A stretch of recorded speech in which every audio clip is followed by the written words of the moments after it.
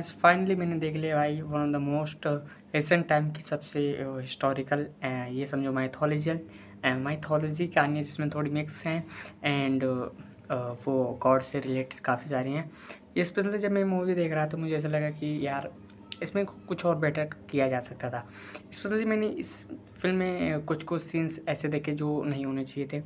ठीक है, पहली बात तो एंड वो क्यों थे भाई। अगर आप कुछ ऐसी मूवीज़ बना रहे हो जिसमें आप ट्रेज़र को ढूंढ रहे हो, ट्रेज़र हंट की कहानी समझो ये कि कोई ब्रह्म कमल है एंड वो की है ब्रह्म कमल की है जिसके थ्रू नागबंधम की जो बुक है वो खुलेगी एज अ की तरह यूज़ होती है ब्रह्म कमल। एंड लेकिन स्पेशली बात ये है कि भाई एंड लास्ट में जब ये मूवी ख़त्म होती है तो नागबंधम की जो किताब होती है उसका सिर्फ फ्रंट कवर ही दिखाया है। इसमें कोई लॉजिक बनता है भाई? नो भाई। भाई अगर ऐसे ही करना तो भाई टिकट के पैसे मेरे दे दो, पहली बात तो तुरंत दे दो। ठीक है। एंड सेकंड जो मोस्ट ऑफ द टाइम मैंने इसमें नोटिस किया कि इसमें एक ऐसा सीन है जहाँ पे गोल्डन आई मीन टेम्पल में विष्णु भगवान की पूजा की जा रही है वहाँ पे। ठीक है, नो डाउट अच्छी पूजा है, आरती वारती हो रही है, सब लोग मगन है अपनी आस्था में। एंड सडनली वहाँ पे सॉन्ग क्या प्ले होता है मालूम है? ए खुदा है कहाँ तू। कोई सेंस है इस बात में? कोई लॉजिक? कोई ये किस डायरेक्टर की चूतियागिरी थी? मतलब यार इतनी अच्छी वो सीन जा रहा था, इतना अच्छा वो सीन जा रहा था। मतलब यालू इतनी अच्छी तरीके से आरती हो रही थी विष्णु भगवान की एंड सडनली वो वहाँ पे सॉन्ग प्ले कर देते हैं, ए खुदा है कहाँ तो। Fuck shit. भाई अगर मूवी वगैरह ना बनानी आती हो तो मत बनाया करो।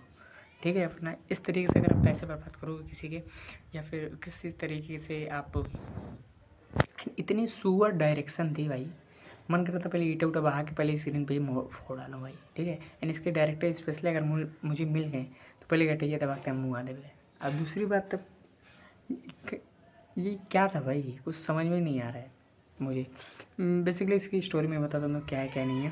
फर्स्ट ऑफ ऑल इसकी स्टोरी ये है कि इसमें पुनर्जन्म का भी कॉन्सेप्ट दिखाया गया है एंड इसमें जो VFX यूज हुए हैं एंड मुझे सिमिलर लग रहा है कांतारा से।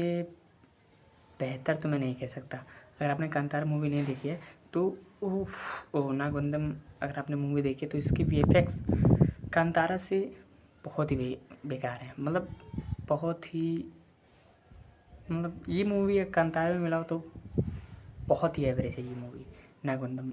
वैसे ऋषभ शेट्टी तो गैस क्लास, वो उनकी बात ही अलग है भाई। ठीक है, उन्होंने कांतारा में जो VFX यूज किए हैं अमेजिंग उनकी खैर क्या ही बात है। फिलहाल नागबंधम की बात करते हैं।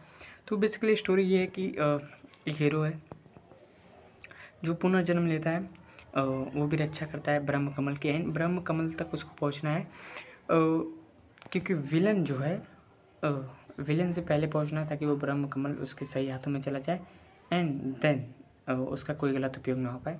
मे भी शायद ऐसी थी स्टोरी कुछ, मैं इतना सुअर स्टोरी थी मुझे याद भी नहीं है, बट एज दिस टाइप की ऐसी कुछ स्टोरी थी कि ब्रह्म कमल को वो विलन से बचाना है ताकि वो नागबंधम की किताब तक ना पहुंच पाए। हाँ ये थी स्टोरी। ठीक है, एंड इसमें क्या है हीरो का पुनर्जन्म होता है। इससे पहले वो रक्षक होता है ब्रह्म कमल का, लेकिन उसको किसी तरीके से पहले वाले जन्म में कोई मार देता है।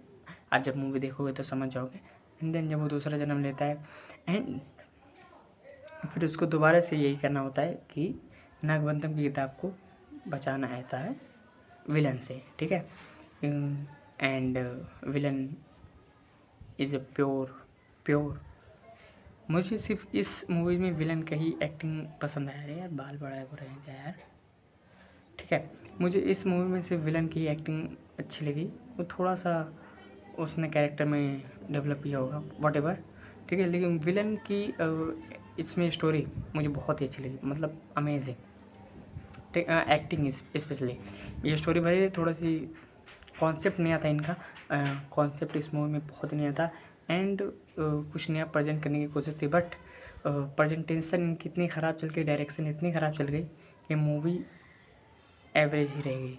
बाकी स्टोरी में इनकी बहुत दम था, बहुत अच्छी तरीके से प्रेजेंट किया जा सकता था। इसे कोई अच्छा डायरेक्टर, अगर मे बी इसे कोई अच्छा डायरेक्टर डायरेक्ट करता ना, लोकेश कनगराज, मे बी एटली और कार्तिक सुब्राज दिस टाइप, या फिर आप बोल सकते हैं राजकुमार हिरानी, इन जैसे डायरेक्टर के हाथ में अगर ये स्टोरी गई होती तो मे बी फाड़ भाई साहब 1000 करोड़ का कलेक्शन कहीं नहीं ले आते हैं सब। 1000 करोड़ का कलेक्शन फिक्स था भाई, अगर ये सबके हाथों में ऐसी मूवीज़ की स्टोरी आती भाई, ठीक है। एंड भाई इस स्टोरी को और भी बेहतर तरीके से प्रेजेंट किया जा सकता था, बट इसके डायरेक्टर की पता नहीं क्या ही चापलूसी रही होगी। प्रेजेंटेशन मतलब इतनी बेकार थी, मतलब डायलॉग्स भी कुछ काफ़ी ज़्यादा अच्छे नहीं थे, बट हाँ लेकिन वन टाइम वॉच है, अगर आपके पास टाइम है तो जाओ आप जाके देख सकते हो, वन टाइम वॉच है ये मूवी। बट ओ तेरी 2 रीज़न हो सकते हैं आपको देखने के लिए इस मूवी को। पहला, अगर आपने कोई अच्छा कॉन्सेप्ट नहीं देखा, मे बी ओ तेरी यार, मे बी ये नया कॉन्सेप्ट हो सकता है आपको कुछ नया फील कराने के लिए। अगर आप स्पेशली पुनर्जन्म के कॉन्सेप्ट से बहुत ज़्यादा रिलेट करते हो, आई मीन सॉरी, बहुत ज़्यादा अट्रैक्ट होते हैं ऐसी स्टोरीज से, तो आप बेशक जाओ ये देखने के लिए। अदरवाइज़ अगर आप 2 चीज़ें हैं एंड लेकिन कहीं ना कहीं आपको ये स्टोरी थोड़ी बोर कर देगी एंड इलॉजिकल लगेगी, क्योंकि कुछ सीन्स इसके इतने मतलब अजीब व गरीब है ना। एंड मैं एक और सीन है जो मैं बताना भूल गया, इस मूवी में एक और ऐसा सीन है जहाँ पे आप देखोगे कि जब टेम्पल में आरती होती है विष्णु भगवान की, एंड देन सडनली उसके बाद जब वो ख़त्म होती है आरती, वो सॉन्ग प्ले होता है खुदा जहाँ कहाँ है तू, एंड फिर उसके 5-6 मिनट बाद एक हीरोइन का और हीरो का, मतलब आप जैसे हीरोइन का कुछ बहुत छोटे छोटे कपड़ों में सीन्स आता है, बहुत छोटे कपड़ों में यार, मतलब ये समझ लो पठान में जो कंट्रोवर्सी हुई थी दीपिका को लेके कि उन्होंने ऐसे छोटे छोटे ड्रेस क्यों पहने, सेम दीपिका पादुकोण ने जो ड्रेस पहनी थी एंड इस हीरोइन में इस नागबंधम के इस सीन में, ठीक है, जो हीरोइन ने बहुत छोटे छोटे कपड़े पहने, बहुत ही सिमिलर वो क्या बोलते हैं उसे सीन्स हैं, समझो मतलब ऐसा ही समझो, ठीक है। इसमें दोनों में ज़्यादा कोई डिफरेंस है नहीं, बहुत ही रेयर मोमेंट हो सकता है कि या 19-20 का होगा, बट नहीं सही है ये ऐसा इन लोगों ने किया। बताइए क्या ही मैं बोलूँ यार, उसकी ज़रूरत थी नहीं, ये सीन अगर कट भी हो जाता है इस मूवी से, देखो भाई आंधी चल रही है बहुत ज़्यादा, लेकिन फिर भी मैं स्टिल मूवीज़ रिव्यू कर रहा हूँ बिकॉज आई लव इट।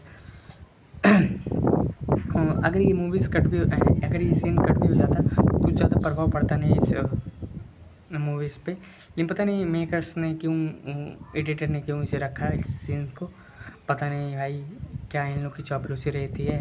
कुछ सीन्स काटते नहीं है, कुछ सीन काटते हैं तो भाई पूरा मूवी गायब कर देते हैं। वेल जाने दो भाई, अब क्या ही बोलूँ इस मूवी के बारे में। वेल अगर आपको अच्छी लगती है ऐसी माइथोलॉजी कहानी है स्टोरी, तो अब जाके देखो। फिलहाल ये मूवी 10 आउट ऑफ 2 स्टार में देना चाहूँगा, एंड बेकार सी मूवी थी भाई, ठीक है, लेकिन स्टोरी नहीं आता, कॉन्सेप्ट नहीं आता, किसी अच्छे डायरेक्टर के हाथ में लगती बहुत अच्छी स्टोरी। ये 1000 का कलेक्शन बहुत ईजी कर दी, लेकिन खैर मेकर्स ने इसे प्रेजेंटेशन अच्छे से नहीं दिया, क्या ही बोल सकते हैं। एंड अगर आप and one the most important news, जन नायकन रिलीज हो रही है आई थिंक थलापति विजय की फिर से। इससे पहले पोस्टपोन्ड हो गए थे, तब वो सीएम नहीं थे तमिलनाडु के, लेकिन अब स्टिल ही सीएम, एंड वो जब चाहे अपनी मूवीज़ को रिलीज़ करेंगे, कोई रोकने वाला है नहीं उनके राज्य में, बिकॉज ये still CM, he is the best, he is the versatile, he is the man, the myth, the phenomenal actor, the one and only actor Vijay, ठीक है भाई। एंड उनकी मूवी रिलीज़ हो रही है, लास्ट मूवी जो थी जन नायकन, जो वोट से पहले आने वाली थी तमिलनाडु के, लेकिन वहाँ की सरकार ने पोस्टपोन कर दिया, पता नहीं क्या करके। बट बोले अब भाई विजय बोले भाई ये हटो, अब मैं ही सरकार बनता हूँ, मैं ही रिलीज़ करूँगा अपनी मूवी, देखते हैं कौन रुकता है, ठीक है। Is young and is so much aura, भाई वो बंदा अलग है, उसकी ऑरा नेस अलग है, ठीक है। वो हार्दिक पांड्या हार्दिक पांड्या जितना ऑरा लेके बैठा है ना, उससे 10x 100x ऑरा लेके बैठे हैं विजय तलपति, ठीक है। मैं क्या ही बोलूँ। तो अगर आपने मूवी नहीं देखी है तो जाओ जाके देख सकते हो, अगर आपको अच्छी लगती है तो ऐसी मूवीज़, वरना मत देखना मेरी अगर राय मानो तो। मिलते हैं अगली वीडियो में, तब तक के लिए बाय।